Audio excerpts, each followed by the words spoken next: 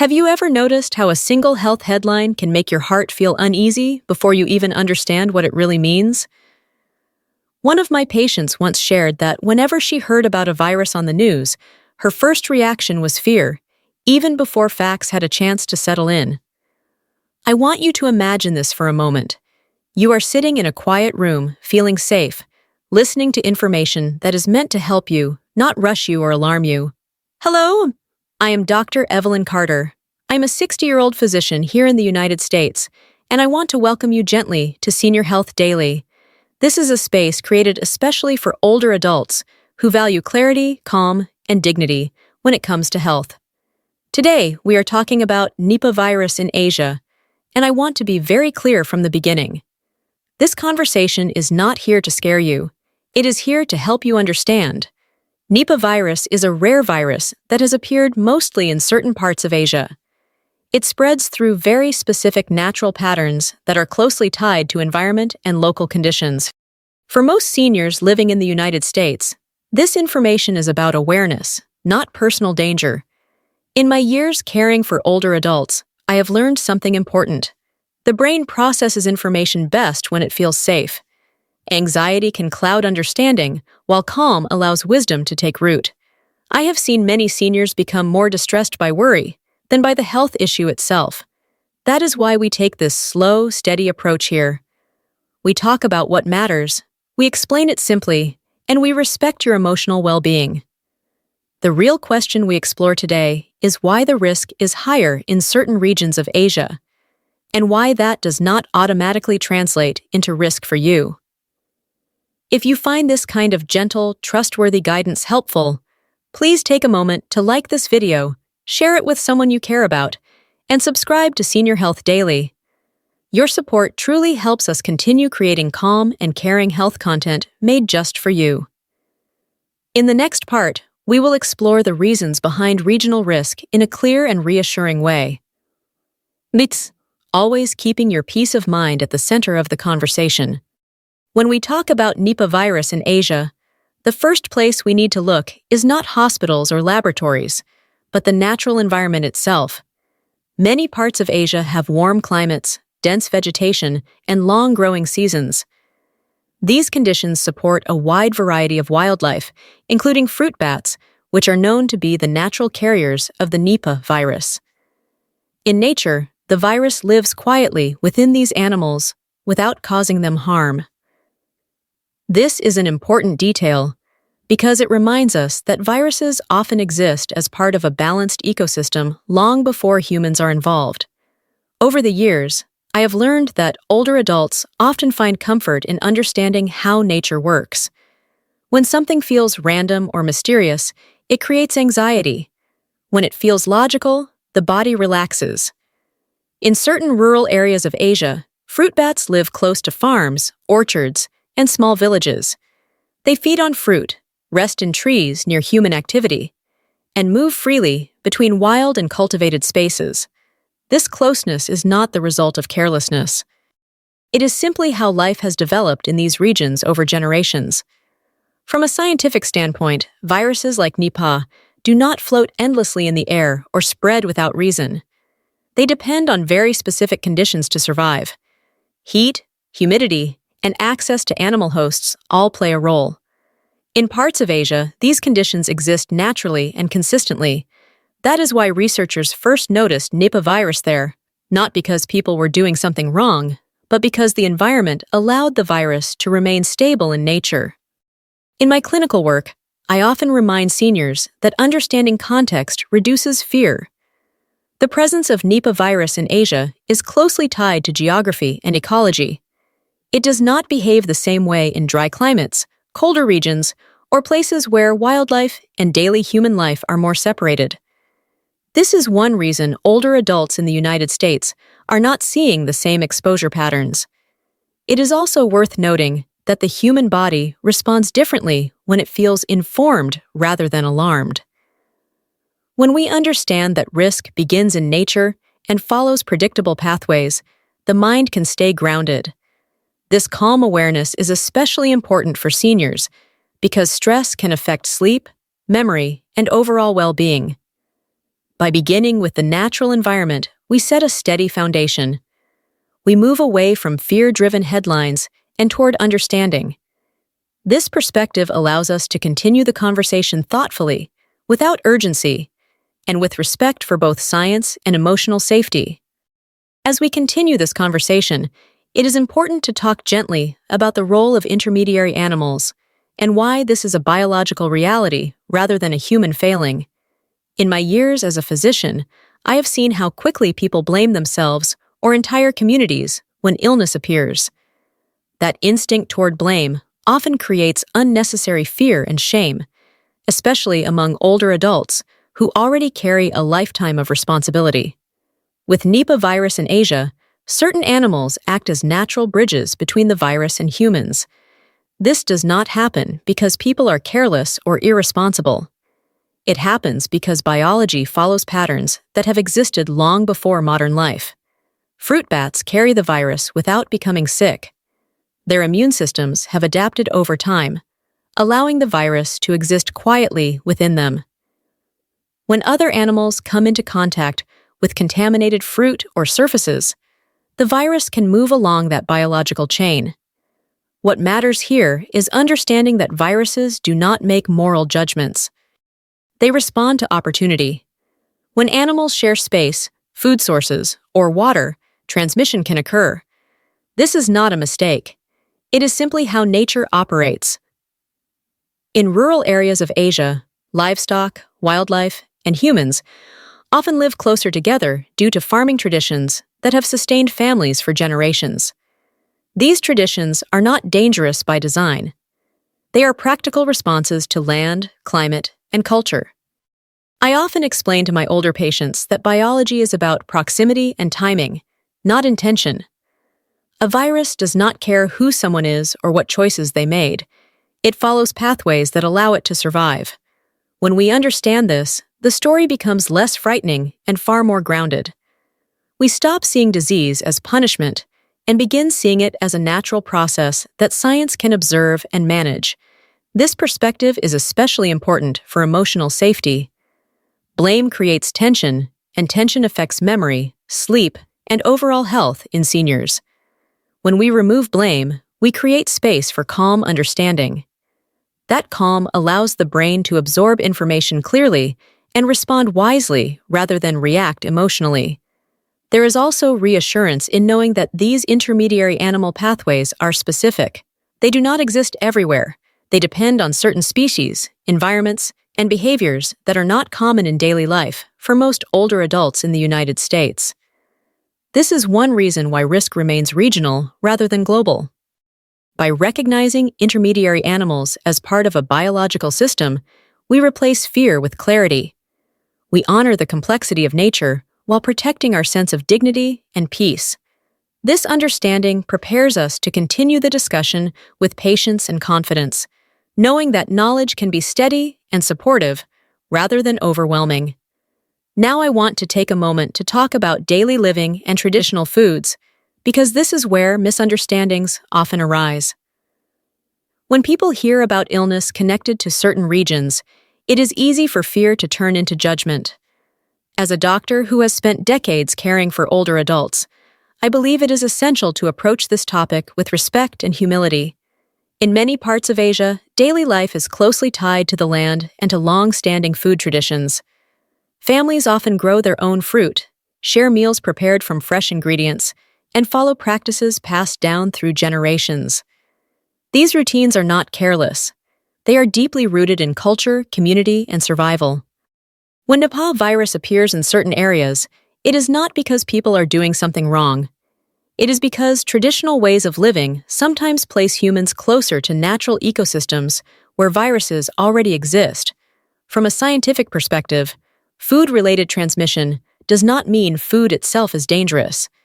It means that under specific conditions, surfaces or natural juices can become a temporary pathway for a virus. In regions where fruit is harvested and consumed close to where wildlife feeds, there is a greater chance for overlap. This overlap is not a failure of hygiene or awareness. It is a reflection of how food systems developed long before modern refrigeration or packaging existed. I often remind my patients that cultural differences deserve understanding, not suspicion. In the United States, most food passes through multiple layers of processing, inspection, and transport. This creates distance between nature and the dinner table. In other parts of the world, food remains closer to its natural source. Neither approach is right or wrong. They are simply different responses to geography and history. For older adults, this distinction is important for emotional balance. When news stories simplify complex traditions into warnings, it can create unnecessary fear and misunderstanding. Calm explanation helps the brain stay regulated. It allows seniors to learn without feeling threatened or overwhelmed. In my experience, when people feel respected, they are more open to learning. When cultures are portrayed with dignity, the conversation becomes constructive rather than alarming. Understanding traditional food practices helps explain why Nipah virus risk in Asia exists without turning the issue into blame or fear. By recognizing the role of daily habits and food traditions with compassion, we protect both scientific truth and human dignity. This respectful perspective keeps the conversation grounded and prepares us to continue exploring risk factors with clarity and care. When people hear that Nipah virus risk in Asia appears more often in international health reports, it can sound alarming at first. I want to slow this down and explain why those numbers exist and what they truly represent. In my experience, caring for older adults, understanding how data is collected often brings more peace than the numbers themselves. International health data reflects where doctors, researchers, and public health systems are actively looking. In parts of Asia, Nipah virus was first identified decades ago. Since that time, medical teams in those regions have been carefully monitoring it. When a condition is known to exist in a specific place, health authorities naturally pay closer attention there. This leads to more testing, more reporting, and more documented cases.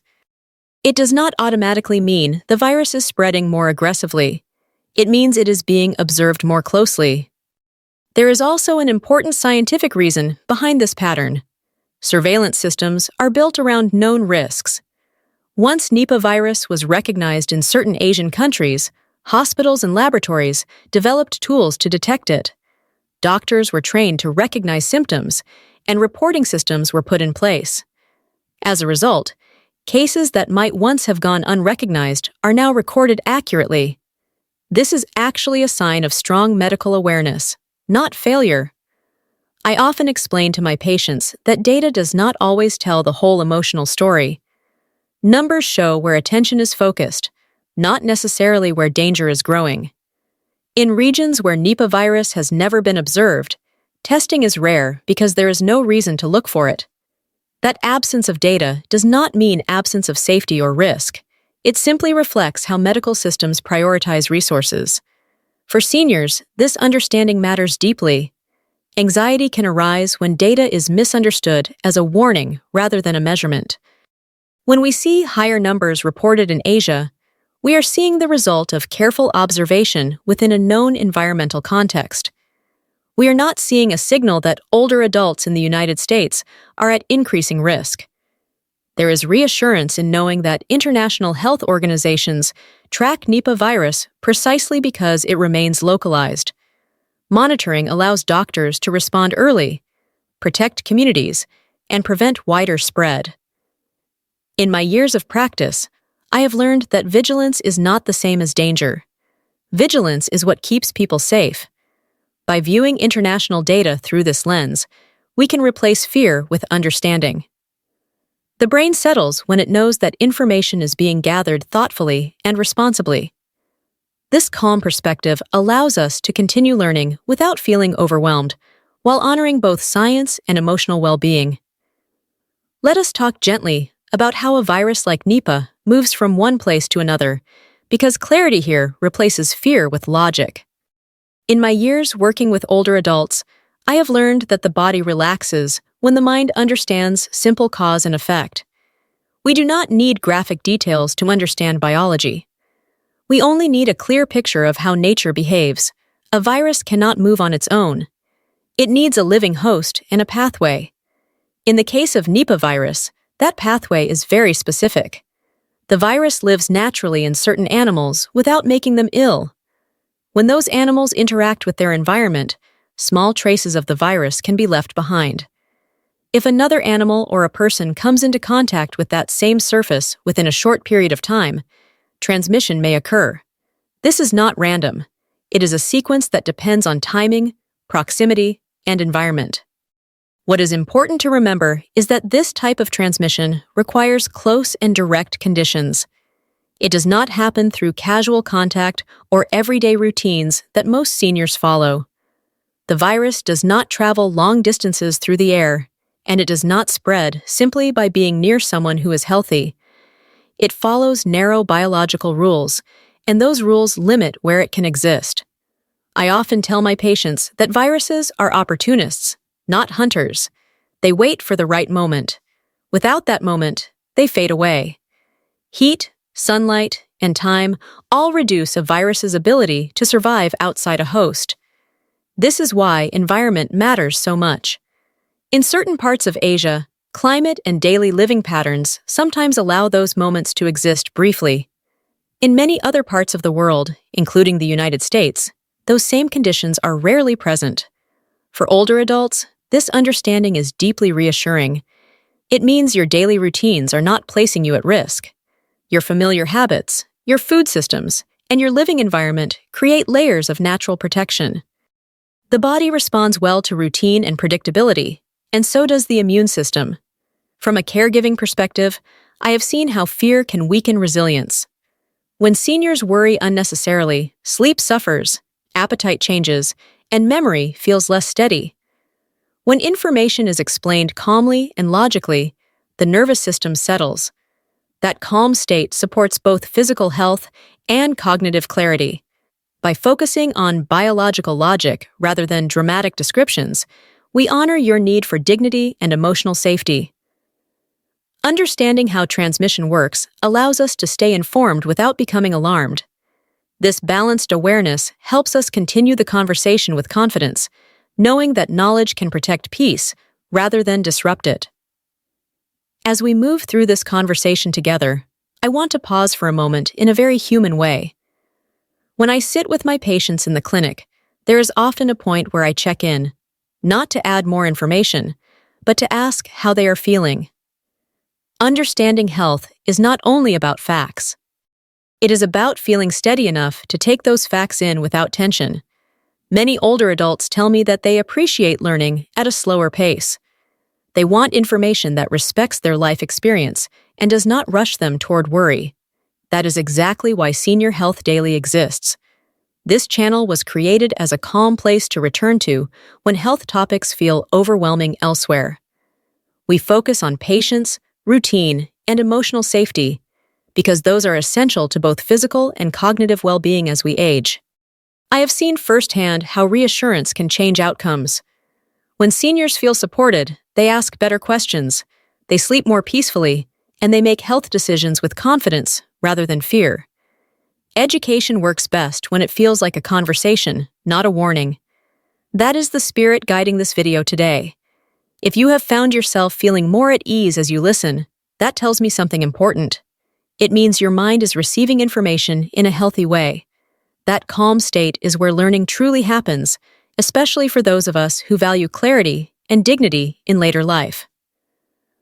I want to say this directly, as I would in my office, with warmth and sincerity. I'm Dr. Evelyn Carter from Senior Health Daily. If this video has helped you better understand your health, please consider subscribing, liking, and sharing Senior Health Daily. Your support truly encourages us to continue creating calm, helpful, and trustworthy health content made especially for you. Your engagement allows this space to remain steady and reliable. It helps us reach other older adults who may be searching quietly for reassurance and understanding. Sharing calm information is one of the kindest things we can do for one another.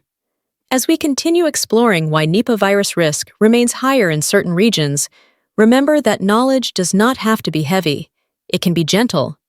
It can sit comfortably alongside your daily routines.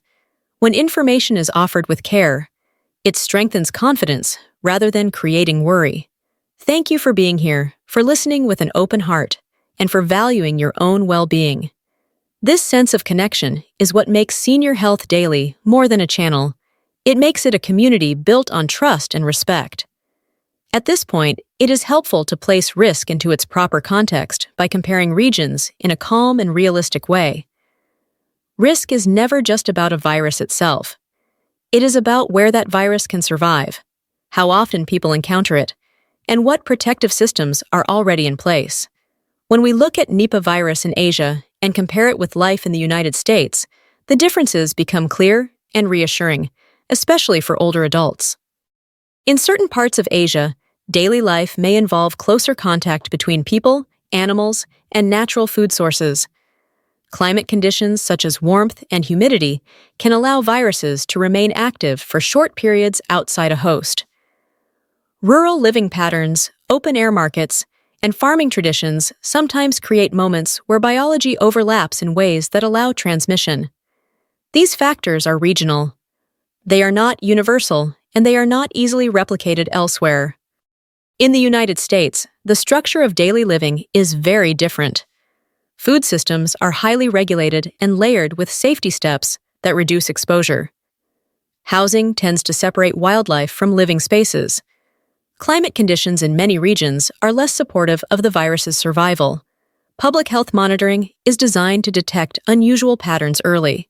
All of these elements work quietly in the background, providing protection without requiring constant attention from individuals. For older adults, this comparison matters deeply. It means you do not need to change your routines, your familiar habits, the foods you eat, the places you go, and the way you live your day already align with a low-risk environment. Stability is one of the greatest strengths in later life. Routine supports memory, emotional balance, and physical resilience. There is no benefit in disrupting that stability based on distant risks. In my years of caring for seniors, I have seen how unnecessary changes can cause more harm than good. Sudden worry can affect sleep, digestion, and mood. When people feel pressured to alter their lives without clear reason, the nervous system becomes unsettled. That is why perspective is so important. Understanding regional risk allows you to stay informed without feeling compelled to act. This is not about ignoring global health issues. It is about understanding your place within them. Awareness does not require alarm. Knowledge does not require sacrifice. For older adults in the United States, the most protective actions are often the simplest ones. Maintain your routines. Stay connected to your healthcare providers. Continue living in ways that support calm and consistency. When we compare regions thoughtfully, we see that risk is shaped by environment and systems, not by individual fear. This understanding allows the mind to rest. It supports dignity and confidence, and it reminds us that good health is often preserved through steadiness rather than change. I want to speak directly now to those who are aging and to the caregivers who walk beside them each day. When memory begins to change, even in small ways, the world can feel less predictable. In those moments, stability becomes more powerful than any headline or health update. This is something I have witnessed again and again in my years of caring for older adults. For seniors with memory concerns, the brain relies heavily on routine to feel safe. Familiar patterns tell the nervous system that life is manageable. When routines stay steady, the brain uses less energy trying to orient itself. This helps preserve focus, mood, and emotional balance. When routines are disrupted by worry or sudden changes, confusion can increase. Even if the information causing that disruption is meant to be helpful, health news often moves quickly and speaks loudly. For someone with memory changes, this can feel overwhelming. The brain may hold on to the emotional tone of a message long after the details are forgotten. Fear lingers more easily than facts. That is why stability matters more than staying constantly informed. Calm environments support dignity. They protect the sense of self that remains strong even when memory feels fragile. Caregivers often ask me how to balance awareness with peace. My answer is usually simple. Choose what supports calm. Not every piece of information needs to be shared in real time. What matters most is consistency in daily life. Meals at familiar times, gentle conversations, reassuring voices. These elements create a foundation that allows seniors to feel grounded. In clinical practice, I have seen how sudden changes in routine can worsen confusion, agitation, and sleep disruption. Even well-intentioned conversations about health risks can unintentionally create distress. This is especially true when the risk does not directly apply. Protecting emotional safety is a form of care just as important as medication or medical appointments. For older adults living in the United States, news about Nipah virus in Asia does not require changes in daily habits. Sharing that reassurance clearly and calmly helps prevent unnecessary stress. It allows seniors to continue living with confidence rather than caution. Stability supports memory. Familiar routines support trust. When life feels predictable, the brain rests. That rest is essential for well-being in later years.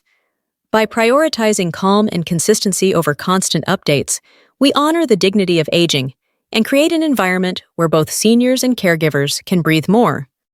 There is a simple truth I have learned through both science and years of practice. The human body functions best when it feels safe.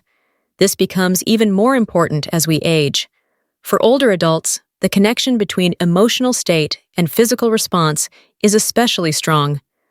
When the nervous system feels calm, the body has more capacity to heal, to rest, and to think clearly. From a biological perspective, stress activates systems designed for short-term emergencies. Heart rate increases, muscles tense, attention narrows. In younger bodies, this response can settle quickly. In older bodies, it often lingers. Prolonged tension can affect sleep, digestion, immune response, and memory. This is why reassurance is not a luxury in senior care. It is a medical necessity. When seniors feel pressured or rushed by health information, the brain may struggle to process details accurately. The emotional center becomes more active than the reasoning center. I have seen patients forget instructions, misinterpret advice, or feel overwhelmed simply because the message arrived with urgency rather than calm. When information is delivered gently, the opposite happens. Understanding improves. Confidence grows. The body remains steady. There is also an important immune connection. Chronic stress can weaken the body's natural defenses over time. Calm states support balanced immune function. This does not mean avoiding information. It means choosing how that information is presented. A steady tone allows the body to remain regulated while learning takes place. In my clinical experience, older adults respond best when they feel respected and unrushed. When they know they are not being asked to make immediate changes, their minds stay open. Their questions become thoughtful rather than anxious. This environment supports better decision-making and preserves dignity. This is why news about distant health risks should always be framed carefully for seniors. Awareness does not require urgency. Understanding does not require pressure. For those living in the United States, knowing about Nipah virus in Asia is meant to inform, not to alarm. There is no action required beyond maintaining normal, healthy routines. Safety is not only physical, it is emotional. When the body feels safe, systems work together rather than against each other. Breathing slows, muscles relax, sleep improves. This creates a foundation for resilience in later life. By honoring the body's need for calm, we support health in a profound way. Gentle reassurance allows science to do its work quietly. It protects both physical strength and emotional balance, reminding us that good care begins with feeling safe. As we come to the final part of this deeper explanation, I want to gently bring everything we have discussed into a quiet, steady place. Not a conclusion that rushes you forward, but a moment of understanding that can simply rest with you. In my work with older adults, I have learned that learning settles best when it is allowed to land softly. Throughout this conversation, we have looked at Nipah virus in Asia through the lens of environment, biology, culture, and care. What becomes clear is that risk is never just a headline. It is shaped by geography, daily living patterns, and systems that either bring people closer to or farther from natural pathways of disease. When those systems are understood, fear loses its grip. For seniors living in the United States, there is comfort in recognizing that your everyday life already provides layers of protection. Your routines, your food systems, your healthcare access, and your living environments work together quietly. You do not need to stay alert or vigilant in your daily life. You are already supported by structures designed to keep risk low without demanding constant attention from you. I often remind my patients that the body listens not only to what we think, but to how we feel while thinking it. When information arrives calmly, the body stays regulated. When it arrives with urgency, the body braces. Over time, that difference matters. Calm understanding supports strength. Constant alertness wears it down. There is also dignity in knowing when no action is required. In later life, wisdom often means recognizing what does not need to change. Holding on to familiar routines, trusted relationships, and steady rhythms is not avoidance.